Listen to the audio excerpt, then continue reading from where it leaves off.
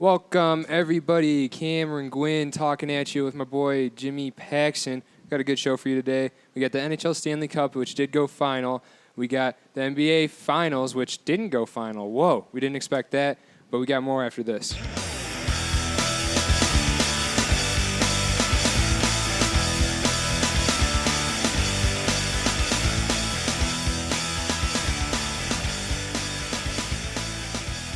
Jimmy, what is up, dude? Hey, man, how you doing? Pretty good. So, obviously, we had a final last night for the Stanley Cup, and, I want to talk about it because I got something that's kind of burning a hole in my head. You should get that checked out by a doctor. Yeah, that's... Or a registered physician. It's a little scary, right? But Crosby got the Conn Smythe, as I'm sure you've heard. Yeah. Back-to-back seasons. Of course. Do you have any issues with that? Honestly, I don't. Main reason is because he played his heart out. He did what he needed to do, and he led the team. I mean, he's the captain. It's the same thing when you look at football or baseball. When you play baseball, who's the one who most likely gets the MVP or the best player? Usually the big hitter or... Okay, when you look at football, who's the one who gets the MVP or the best player? Quarterback, Okay, usually. so when you're the captain in hockey, what are you? Quarterback, essentially. Yeah, I get where you're going with that. So I don't have a big issue with it. I mean, Pittsburgh's full of people who played amazing. That's true. The issue I have with it is he didn't score, really. Didn't have to. Yeah, that's true. But why not give it to somebody who made a bigger impact like Gensel, in my opinion? He had I think a he couple had an really amazing good series. assists. But I think Gensel had an amazing series. Like, I don't think you can take anything away from how he played. Absolutely other than not. He was awesome. Absolutely not. But that's the only issue I got with it. But that was a fun series. It was a good last game. Obviously an unlucky goal with the shot off the back of Pecorine. Those shots just suck to watch because as a goalie you can't do anything about that because you had no idea that it was going to come. No, and I think one thing you got to remember is that that series was never supposed to happen. No, there's no way Nashville should have gotten out of the first round against Chicago. No. So for them to go that far, win 2 games, I'd call it a success. Oh, of it course, definitely was. You're not success because you didn't win the Stanley Cup, but Nashville definitely they played to up expectations in my part. They definitely took a step forward into my opinion, a bright future, and your opinion too. They got a great young group, good core of just hardworking talent. It's the only way you can describe them. So that's it for Stanley Cup, really. Yeah, I mean, it's one of those, we got a back-to-back champion. First back-to-back champion since our Wings in 97 and 98. Hopefully someone can beat Pittsburgh next year. We're going to get a little bit more on hockey later when I got a segment. But Oh, okay. One thing I do want to mention is, though, I talked about the Conn Smythe and how Crosby probably shouldn't have won it, but he is the first back-to-back Conn Smythe winner since Mario Lemieux, who happens to own the Penguins. Yeah, he was another Penguin player, so that's an interesting fun fact. All right, let's get into basketball. I feel like that's going to be a heavy topic because I didn't expect much of that last game. I expected Cleveland to win, but the way Cleveland won. What do you mean, referee lucky? That, but their big three scoring almost 100 points together. That helps. A lot. It's exactly what we talked about last week and exactly what everyone else has talked about. If Cleveland wants to win another game in this series, the big three has to score about 100 points. I think we said 100 too, didn't we? We did. We said collectively they need to score close to 100. They got 93. Yes. So that's outstanding. And Golden State need to have some confusion. They had plenty of confusion. They did not look like the Golden State team that we are used to seeing. They have the game tonight. We record our shows on Mondays. And honestly, Cleveland has a chance to do what no other team has done before. They have a chance to come back from 3-0 and win the series because they've mastered what they did in Game 4. Dude, who turned on the heat in here? Jeez. That's sizzling. It's not sizzling. That's downright crazy. But you don't think they have a chance? I think they're going to push the limits of Golden State tonight, but I just think Golden State's going to be too much. I don't think... So you think the series ends tonight? Series ends tonight, in my opinion. Okay, the series doesn't end tonight. Okay. Because Cleveland's going to come back and win this whole thing. Okay. I'm fully saying it. I think LeBron's going to come back. From that last game, I saw him as a different LeBron James. I know you're going to say he had a triple-double in every. He played good. Well, you're going to say he had a triple-double in every single game, so yeah. how'd you see a different LeBron James? You know what I saw? What'd you see? I saw Dan Marino out there. Let me explain that to you for a second. Explain this. Did you see how many times someone was open or close to open and he had a perfect pass to score points? A lot. A lot. He did amazing at that. And if he can do that again tonight, they're going to play amazing. I think Cleveland's going to come back in this series. I think Golden State is done for unless Kevin Durant just takes over. Look, I think you need something bigger than just LeBron playing like that because you know LeBron's going to play like that. There's Correct. not really anything that's going to tell us that he's not because he's played like that, every game. Right. So you need Kyrie to play like how he did in Game 4. Obviously, he doesn't. I don't think he needs to score 40. That was outstanding. That's awesome.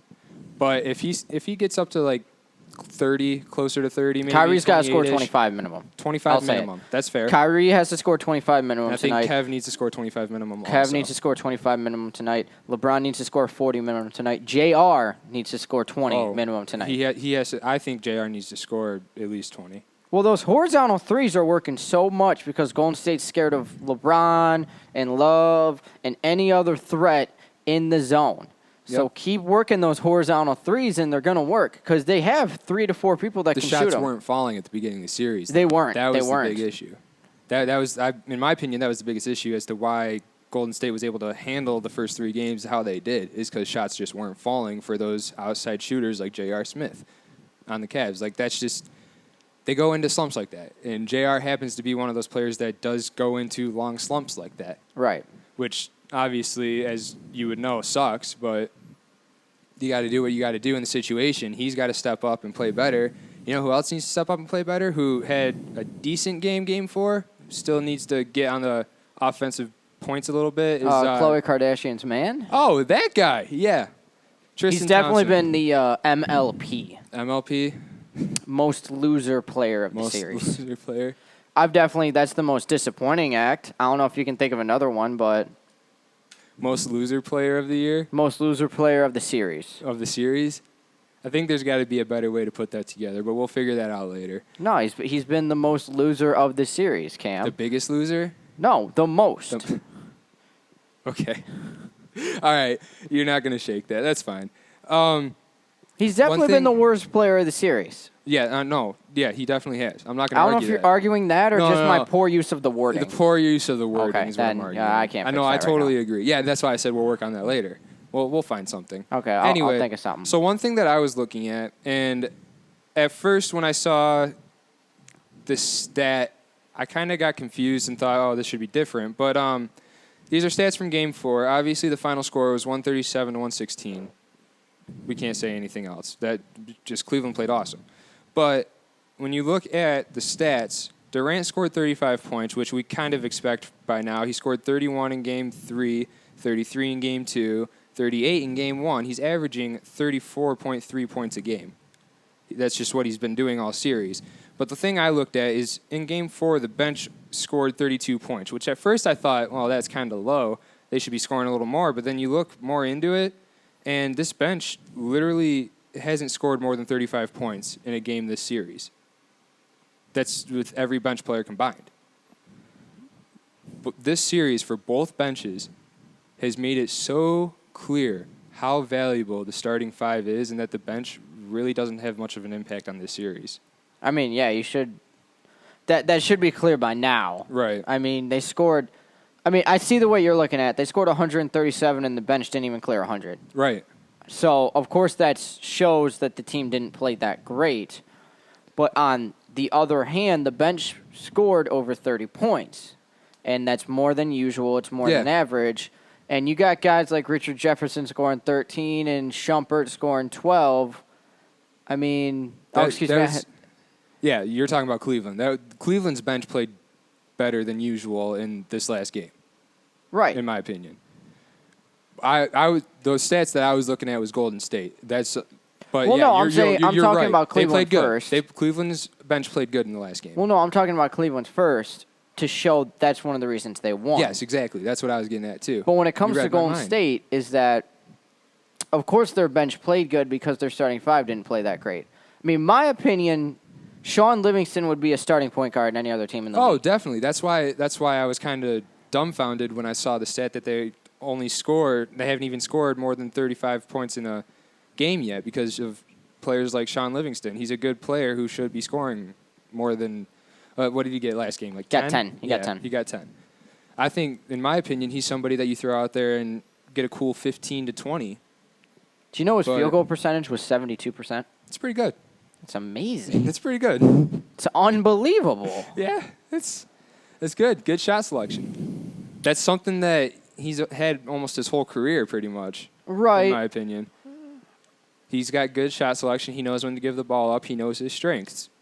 He knows he's not an outrageous superstar, but he knows he's a good player. He knows what he can do to help his team, and that's usually what he does in any given moment. But something else, though, in almost every other stat, there was one person on Golden State who had more than what the bench had. And I'm looking at Green had 14 rebounds, the bench had 12 combined. Curry had 10 assists, the bench had 7 combined. Which 7, that's a good number for assists for the bench, in my opinion. Because it's players that aren't going to be commanding the ball a whole lot. They're not going to be having the ball at their disposal like someone like Curry would. But when you're looking at stuff like that, one that I kind of like, and I think you're indifferent about, is the plus-minus stat. It's more for hockey, for sure. That's a better stat for hockey. But for basketball, it has some good marks. Somebody like Iguodala, who, yeah, he's an old man, but he's still got a lot in the tank. He's a good defensive presence for Golden State. In my opinion, he had his best game in Game 4 than anyone else on the bench. Yeah, he only scored 4 points, but he also had 4 assists and 2 blocks. It's not bad. He played 21 minutes, but he was the only player, and I told you this before we started, he's the only player that was positive in the plus-minus department. He had +9. You see, I understand that's impressive, but that stat means nothing to me. Okay. Because, I mean, here's the one thing I want to show you. He played 21 minutes. Right. And Kevin Durant, for example, I use him, played 39. Right. That's 18 more minutes. I know. That's 18 more minutes of scoring and 18 more minutes of people scoring against them. Exactly. That stat means nothing to me. Okay. It may mean something to you, but the stat only proves how many points were scored in the game. Like, I'd love to. I don't think we can get this quick, and it doesn't matter, but I'll prove my point to you anyway. How many points total, if you combine Golden State and Cleveland, in those 39 minutes that Kevin Durant played, and how many points total in those 21 minutes that Iguodala played? Exactly. I get what you're saying. That makes sense. I'm sure we could find that breakdown. It'd probably be difficult to find, but the only thing that I'm thinking about is if Iguodala is the only person that had a positive plus-minus in Game 4, he figured something out, obviously. That means that when he was out on the court, he figured out how to help out his team in the best he could. Well, 2 years ago when minutes. he won MVP in the finals, he got, in my opinion, the defensive player of the series. For sure. And that's who he's been. He's been a better defensive player than anything else lately, which is awesome. Like I said, he had 2 blocks in 21 minutes. That's about a block every 10 minutes. That's not bad. It's not a terrible stat. 4 assists, too. That's good. He's not bad on the ball, which makes him more valuable. He knows that he's good at passing and making the ball move around. But the only thing I'm seeing is if you see this going into Game 5, are you going to try to incorporate Iguodala a little more? No. No? No. No? Okay. Here's the reason I say that, is because they had, in a weird sense, they had an off game. Yeah, they definitely did. They had an off game with one of their players scoring 35 points. I mean, why would you change anything because you won the first 3 games? If you're asking me to tell Golden State what they should do, I wouldn't change much.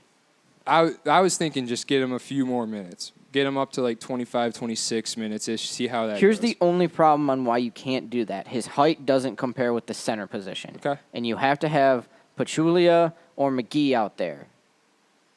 Or you have a problem at the center position. Yeah, but you see Golden State go and play that smaller role a lot, though.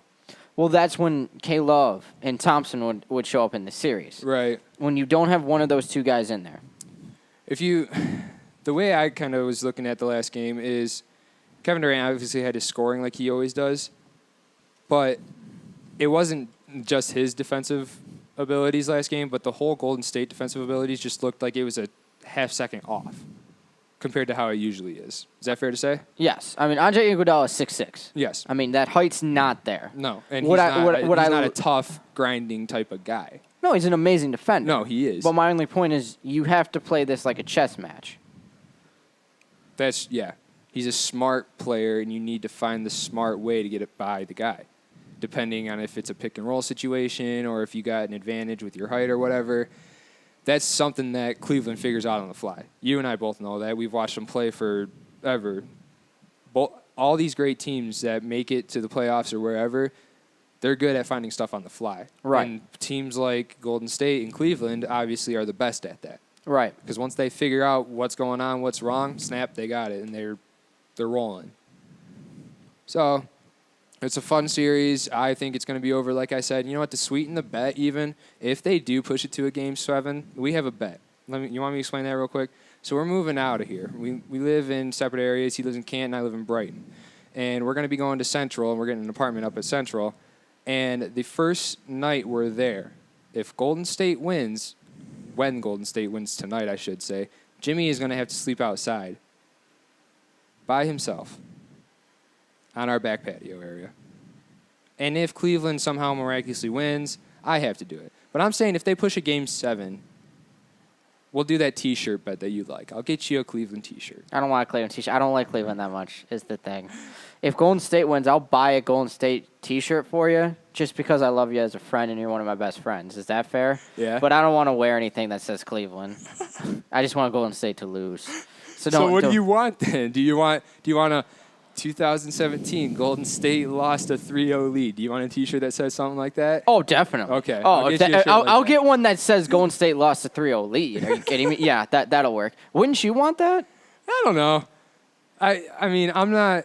You see what I wear on a normal basis. I usually just have a plain T-shirt on. But I'm totally fine if you give me a Golden State shirt. I'll rep that all the time just to be like, hey, look, you remember when I won this and you had to sleep outside? Perfect. That was fun. Because more than beating you is I want to make people feel good in this world. So it would make you feel good owning that shirt. Would it make you feel good? Okay. Yeah, knowing that I won the bet, yes, that would make me feel good. I don't think sleeping outside bothers me as it does you. No, it doesn't bother me. I've slept outside a few times. The only thing that bothers me about it is that it would be a house I've never been to before. Or slept a night I know. Is that what it is? Yeah, you're not going to sleep inside until the second night we're there. Which is going to make that second night of sleep so amazing. Oh, I bet it will. You know what? How about this? The first night, you have to sleep in the house. Second night, you got to sleep outside. No, I like first night you sleep outside. No. No? No, we both just figured out it'd be better to sleep out the first night because then you get the luxurious experience of sleeping in the second night and then the rest of the time. Okay. How about this? You want to switch it up a little bit? Okay. We pick the night. I like that. We pick the night. Pick the night? Okay, that's fine. So I could pick... Can it be Christmas? Let's be reasonable. Let's be reasonable. We pick the reasonable night. Okay. We'll pick a reasonable night. How about before it gets to October? Okay, I'm cool with that. All right. But, you got to give me some warning. You can't be 10:30 and I get home from work. You're sleeping outside? Why not? You can't do that. Why not? Or even better, we'll go see a movie and you'll text me right beforehand and, we'll see the movie. And right after the movie, I look at my phone and it says, by the way, you're sleeping outside tonight. I'll just be like, damn it!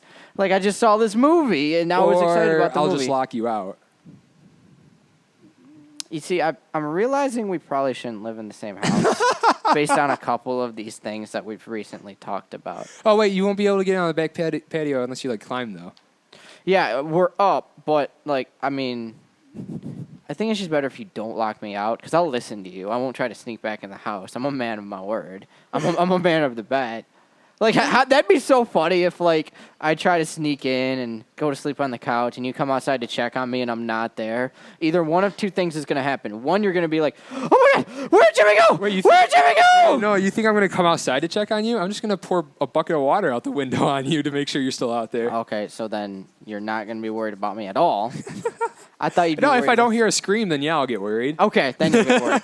Or number two, you're going to find me, beforehand. Or I'm going to be eating, so, that's going to be pretty easy because, I get hungry, and I do this really bad thing. I'll allow a cooler out on the back patio for you. Yeah. Thanks. You can have some nice, Uncrustable PB&J things in there or something like that. I hate those. Oh, gosh. Oh, you do?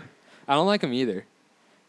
They're not good. No, they're not good. I don't think they are. Here's the problem: is I'll eat it, but I'm not a huge peanut butter and jelly person. What? Yeah, I know. PB&J is the stuff. It's not that great. Okay, it's just simple and easy. I've told you this before. I'm not a big peanut butter person. Weren't we told to try it on toast? No, we were told peanut butter on toast is a given. Peanut butter and jelly on toast. I'm saying. My friend Tommy, another one of my good friends, says nacho the cheese. soccer player, right? I'm kidding. Nacho cheese Doritos with peanut butter. Yes. Disgusting. I tried it. It was awful. Good. Okay. I'm glad we got that out of the way. Okay. So wow, we got off to. That's the first time we haven't done like a sports thing in a while. Okay. I like it. We'll have to do it. That was fun. So Jimmy, you want to save sports? Yes. Yeah. I got this topic that I want to do. Graciously, my good buddy here has let me do that. And I don't know what it is. You told me right when you put the headset on, I'm going to save sports. No, I said it while the headset was on and we were testing. That's true. Okay. I don't want to get into specifics, but anyway, every once in a couple months, someone out there will write or on radio or on television will be like, I'm going to save baseball. You've heard that conversation before, right? Yeah, we hear it all the time. Okay. So I decided that I'll do mine today, and Cameron will do his another day. Okay. But Are you saving a particular sport, or are you going all sports? I'm going all sports. Ooh. Okay. And here's what I'm going to do. I'm going to give you 15 ways to save sports, and you will give me a yes or that could work, or a no, that can't work, or a maybe explain more, or a maybe. You understand what I'm doing here? So maybe explain more would mean I just didn't understand what you were trying to say. Yeah, and I'll explain it again. Maybe would be I could see it, but yes. probably not. All right. And how we're going to do this is I think and aimed that 8 out of 15 you could see would make sports better. All right. What I want through your head is to make sports more entertaining, make sports more aggressive, make sports better, in your opinion. I could go 0 for 15. Okay. Some of these are crazy. All right. Like out there crazy, you're going to stare at me making sure I didn't take a drink before we did the show. Okay? All right. But some of them are not that insane. And there's no order, so it's all mixed up. All right, let's get it. Are you ready? You feel like... So you're going to go from sport to sport. You're just going to hop around a little bit? Hop around. It's Okay. all different sports. All right, let's get it. All right. You're like a survey. Yeah. Actually, can you give me some Jimmy Save Sports music? I like... yeah, you know what? Yeah, I got something brewing. Let me get to it. Okay, I'll wait and just get me through the number one. Oh, that's nice. I like that. I feel like I'm saving sports with this music. You're saving sports. All right, question 1. Do you think this will save hockey? Okay. 4-on-4 instead of 5-on-5 throughout the whole game. No. No, not liking that one. I'm not liking that one. Okay. I like the 3-on-3 in overtime. That's fun, but I like the 5-on-5 because it's more hard hitting. I like 4-on-4 because it's faster, and you can get more hard hitting with a faster game. That is true, but everybody's getting faster now. That's true. That's true. All right, so I'm 0 for 1 there. Please mark me down if you can. Oh, yeah, let me get out of... Yeah. I got a pen here for you. I got it. Okay. I got my color for I didn't have a pen. I was just going to reach in my pocket. Do like the old wallet trick. You ever done that? Where you just reach in your back pocket? No, because I'm a genuine person, and I actually just pay when I say I'm going to. Okay. Number 2. In the NBA, you rank the top 50 players. Okay? Rank the top 50 in your head. You got a top 50, right? Okay. Well, yeah, I thought of all 50 players in 2 seconds. Perfect. Yep. All right. This is a very fast process. I want you to redraft the top 50 in an expansion celebrity draft, as I'll call it. And that way, no team gets more than 2 stars. There are 30 NBA teams. 20 would get 2 of the top 50. Okay? And the first 30 would get the top 30. And it's all drafted by not a lottery, not like the NBA lottery, but by names out of a hat. I put 30 names in my hat right here that I'm wearing, and I go, boom, Milwaukee Bucks, you pick first. And then they pick, and we reorganize all of basketball. Because as much as the only 3 or 4 teams that matter, there are a lot more sucky, terrible teams that don't have stars or don't have enough stars.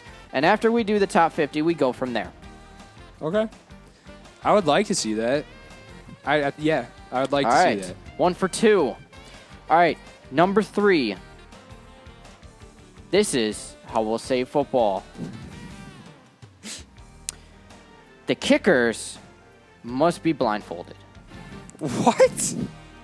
The kickers must be... The kickers must be blindfolded for extra points. We go back to the usual extra point rule where it's a 25, 26-yard field goal, right at the 2-yard line, and they must be blindfolded for that extra point. No. That's exciting. No. It's like he can't see. He doesn't know where he's going. He could run into the person. He could completely miss the ball. He could kick it right into his center's butt. I mean, this is If you're trying to turn the NFL into a comedy, then yes. But if you're trying to keep it a lucrative sport, then no. So you're going lucrative? No. Okay. No. All right. You're thinking on that one. Oh, it was a little too much. Oh, okay. All right, number 4. All right, in golf, you only have 20 people in a certain major or an event. Nobody wants to watch golf all day. And this is after the cut. This is post-cut. So the Thursday and Friday, you got a bunch of people. And then you only accept the top 20 to golf. How many are there normally in a golf tournament? There's a cut based on a number. Right. Like if you're I'd say it's definitely like 50 plus. Jeez, yeah, 20. I like that. Keep it smaller. You'll find more fans that way. All right. That's what I think. Am I 2 for 4? 2 for 4. That's not bad. No. Okay. 50%. All right, this one, I think you're going to like this one. I put a lot of thought into number 5. All right. Okay? A lot of thought into number 5. A lot of thought. What sport are we saving? Baseball. Okay. 140 games. But the season doesn't start or end anywhere. You just give these guys more breaks for rest, practice, family time. You eliminate 22 regular season games. The thing I like about baseball, though, is how many games are played and that they don't have much of an off day. Yeah, it'd be better for the players. It definitely would. And I'd say yes, because it would be better for the players. They would stay healthier. They would probably have better seasons.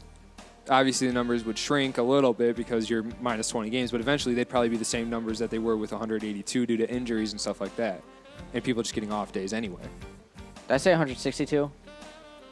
Huh? You said 182. Or what did you say? I said 162. Oh, I thought you said you get rid of 20 games. You get rid of 40 games. I'd get rid of 40 games. 40 That's what I games. meant.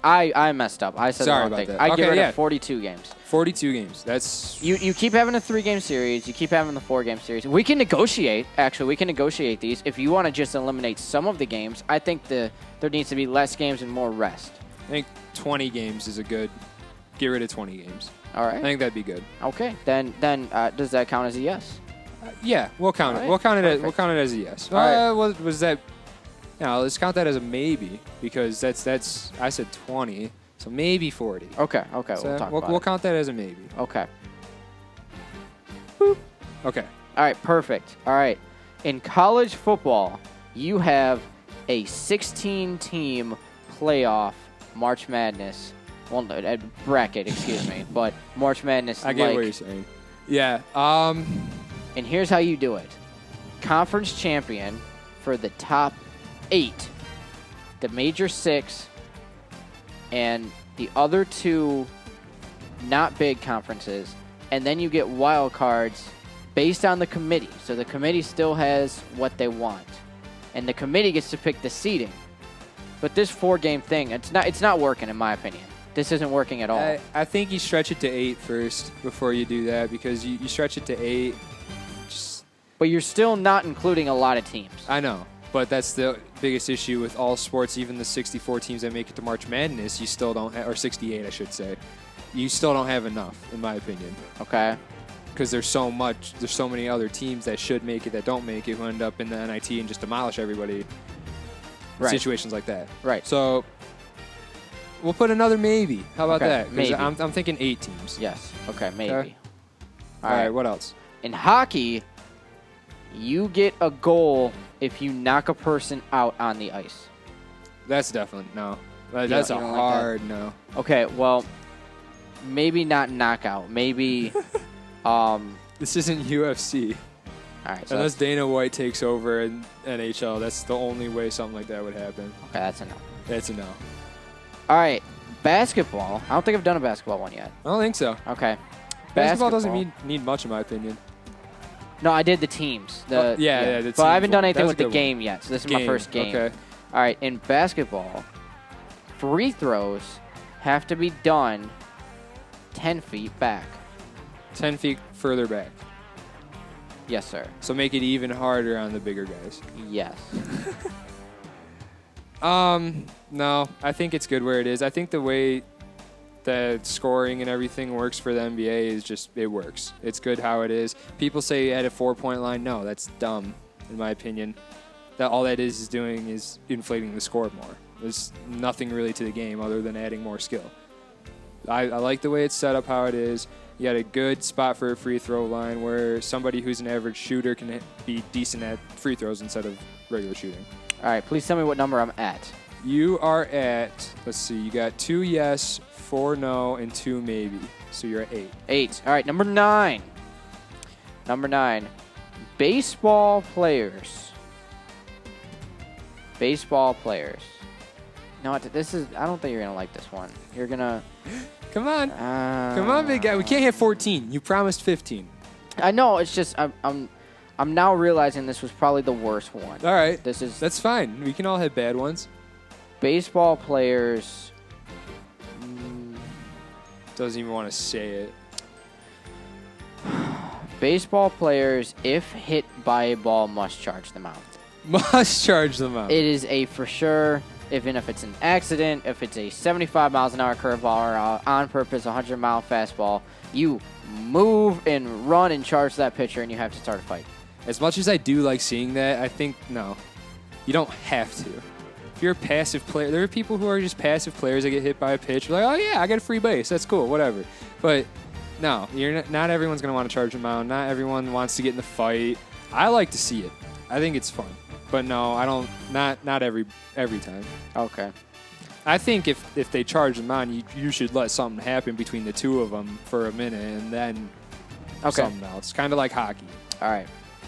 In all sports, you have a 2 trade deadline contract instead of a year for some players. For example, I sign closer Mariano Rivera for 2 years and a half year to the deadline, and then at the deadline I can negotiate his contract and maybe make it easier to trade. This benefits the people who the team he's on, so I don't have to pay him for the rest of the year or another year. It'd be hard to do.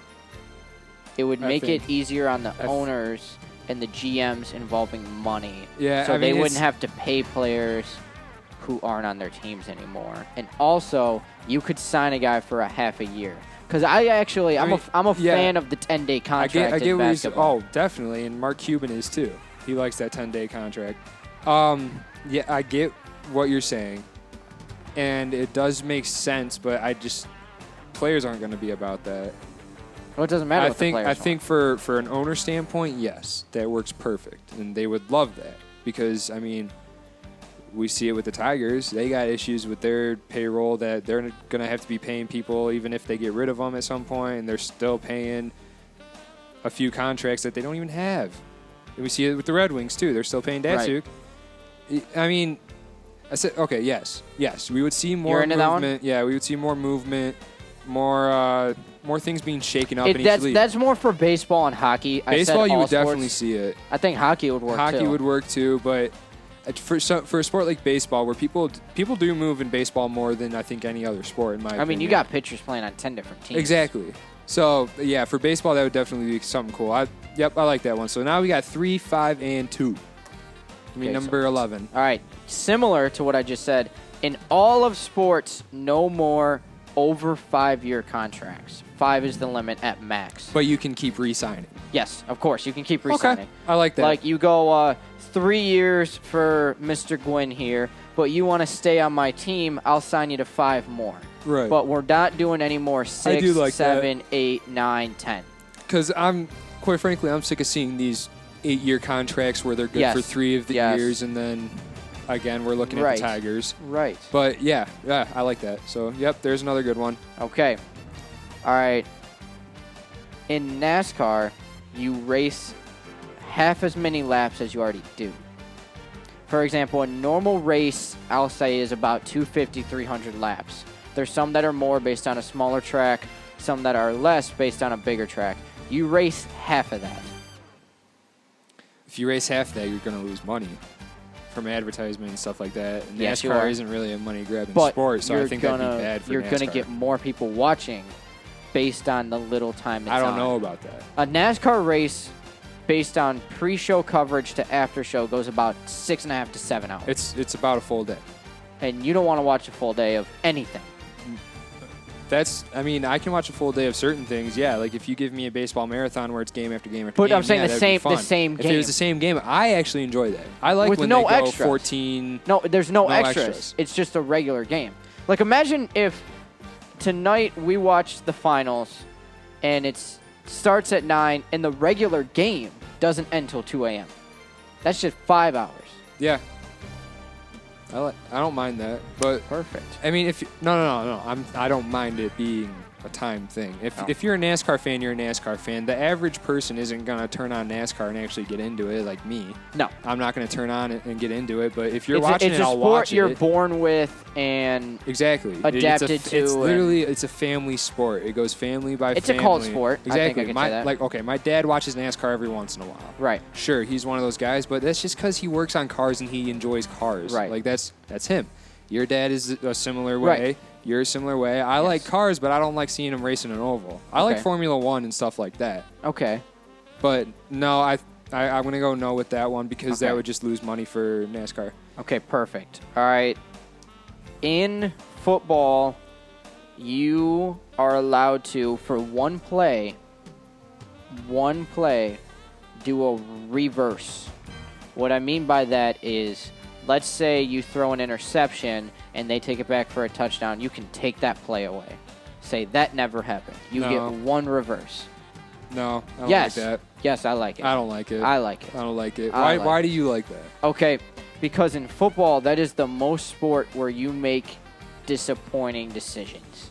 And now you can change the play with the rewind or the reverse, whatever we want to call it. You can do new things with it. You can... Make the game longer and add more commercials to it. That is a flaw to the plan. That's the only thing I really see with it. It'd be like doing that in hockey. Oh, the puck accidentally bounced off of my defender. Can I get a redo on that and Right. not count the goal? Okay. I mean, if a player makes a wicked interception and they want to reverse that, that just takes away his awesome interception, and that could affect down the line if you're a Hall of Famer or not, depending on how many times you get reversed. That's fair. That's fair. So I'm gonna go no on that one. Okay. So that would be for you. I got 4 yeses, I got 7 nos, and 2 maybes. So I got 2 more to give you. You got 2 more to give me. Okay. All right. In hockey, the goalies can go wherever they want with no penalty. We go back to 10 years ago when that box rule wasn't involved. Yeah. Yeah. Yeah, I totally like that. I like when you look at like old archived footage and you see the goalies diving like they're soccer goalies. I like watching that. That shows how skilled they were and how much they actually had to move around as opposed to having the big bulky pads on where they can throw their arm. They got an extra 3 inches that helps them out. Yes. I like that. Perfect. I think you make the pads a little smaller Yes. and you make them have the ability to go wherever. Perfect. I like that one. All right. Final one and my most heated one that I saved you for last. In soccer and basketball or whatever sport there is, you get a flop foul or a flop penalty. Obviously. If They it's already have it for soccer. Not for basketball. I want They all should. sports. Yeah, they should have it for basketball for sure. Okay. But in soccer, they don't use it as much as they should. They do use it a lot. They don't use it as much as they should. They do use it a lot. They use it a lot. They don't use it as much as they should. Yes, and I get where you're going with that, but sometimes we This can't is more tell. for basketball. I think You're basketball, definitely you basketball. need a flop Yes, foul. you do need a flop It foul does- for you basketball. won't need free You should get a throws. technical if you flop. No, in no basketball. technical. You no don't need technical. just another foul to add on to it. I think technical. Okay, well, For flopping. you like my idea, but there definitely needs to be a flop foul. There in does, yeah. basketball. That's why I think you give the guy a technical for flopping. He's not going to want to flop again. That's a free shot for the other team, and they get the Right. ball. Right. No tech. I don't think. I don't like that. That's too extreme. But they definitely need a foul. Okay. Because for soccer, they've been doing it where you get a yellow card. Right. If they notice it. But sometimes for soccer, it's harder to tell in mid-game flow, and they don't have the ability to go back and look at it mid-game because you got 45 straight minutes of soccer. That's the only thing I see about soccer. Yeah, that's probably why they don't call it as much as they should, and they miss a lot of them. But they're still calling it a lot. They call it. You see it a lot. But this was more for basketball. Yes. I like it. I think the only thing I'm going to say about it is it should be a technical. Okay, well, you'll go more extreme than I do. All right, how'd I do? You did decent. 6 yeses. Okay. 7 nos, and 2 maybes. Okay. It's not bad. You're just a little under 500. Unless you count the maybes as a half point, then you're right at 500. Well, 7 out of 15 isn't 500. Excuse me? 7 out of 15 is under 500. No, I'm saying if we count maybes as a half a point. So technically it'd be like a 14. It'd be like 7 out of 14. Technically. Because that's how you were doing it. Whatever. System. I was close. I didn't do that terrible. Some of these were really crazy. Some of them were extreme. Yes. I can't believe you didn't like my baseball one. I thought that one was really good. I like to see when they charge them on, and I have fun with it. I like to have fun with that, but I don't think it should be a forced thing. Where I hated getting hit by the ball, and I couldn't charge because I was 11. Well, I mean, you can still charge when you're 11, but nobody does it. I didn't like getting hit. Nobody likes getting hit. Actually, okay, it was weird. We'll end the show with this quick story, okay? Got it. Back when I used to play baseball, we had this guy on my team. He actually plays football at Slippery Rock now, so he's a good beefy guy, okay?